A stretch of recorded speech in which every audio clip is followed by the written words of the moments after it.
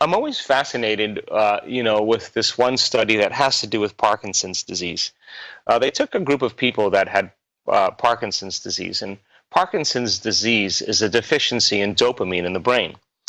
And when you don't have enough dopamine in the brain, the upper motor neurons, the motor neurons in the brain, all of a sudden don't communicate well with each other, and it produces involuntary tremors in the body.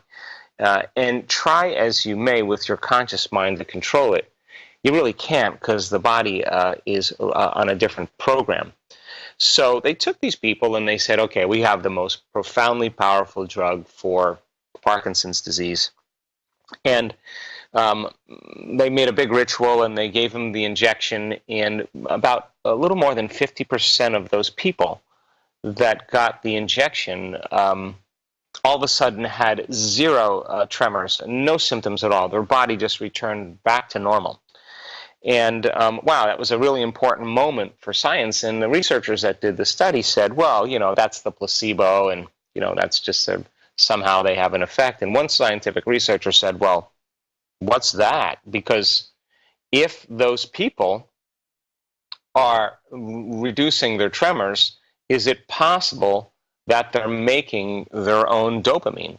So they found a radioactive neurotransmitter that when they injected into the bloodstream would fit into the same receptor sites in the brain as dopamine. Now, what that means is if the person was making their own dopamine, dopamine would fill into those receptor sites naturally in the brain, and when they put the radioactive chemical in there would be no radioactive images of the chemical in the brain because dopamine got there first.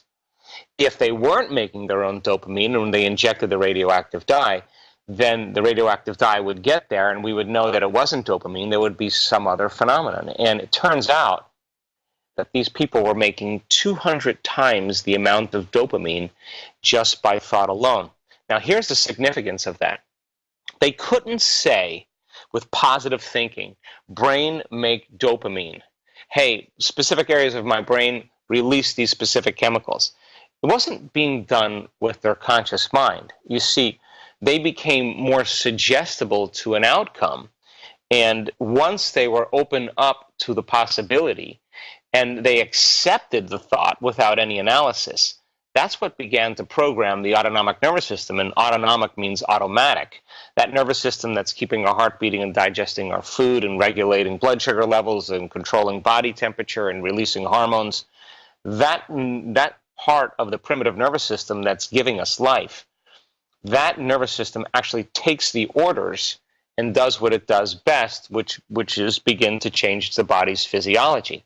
So the interesting part about the study that I found so fascinating was more than 50% of the people had all of their symptoms disappear, but when they returned back into their lives and they saw their caregiver and they played chess with their friends and they sat at the same table with their spouse, all of a sudden their symptoms began to return, because the environment is such a strong element, because our brain is wired to be a reflection of the past. It's an artifact of everything we've learned and experienced to this moment. So by association, the moment they saw certain people and went to certain places and did certain things, all of a sudden it was their external environment that was beginning to control their internal environment, and they returned back to their past, present personality. And it was their personal reality that was influencing their personality, instead of their personality producing an effect in their personal reality. And